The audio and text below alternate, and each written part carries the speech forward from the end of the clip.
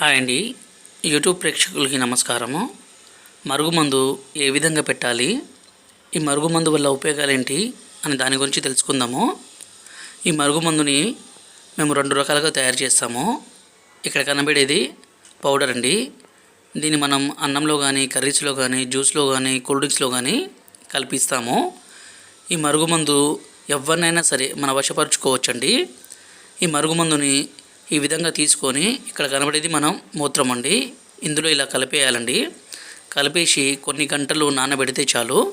తర్వాత ఎవరైతే మన మాట వినే విధంగా మార్చుకోవాలనుకుంటున్నారో, ఎవరినైతే మన వశపరుచుకోవాలనుకుంటున్నారో వాళ్ళకి ఈ మందు పెడితే చాలు. వాళ్ళు పూర్తిగా మనం చెప్పిన మాట వినే విధంగా మారిపోతారండి. ఈ మరుగుమందుని దయచేసి మంచి కోసం మాత్రమే ఉపయోగించండి.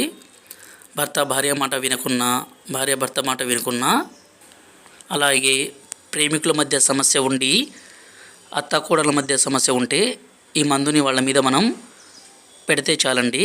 అంటే తినిపిస్తే చాలు, వాళ్ళు పూర్తిగా మన వశమైపోతారు.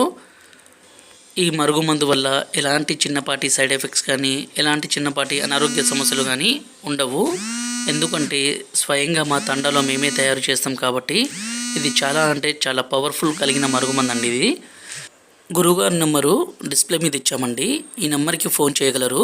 మా ఛానల్ని మొదటిసారి చూస్తున్నట్లయితే దయచేసి సబ్స్క్రైబ్ చేసి లైక్ చేయండి.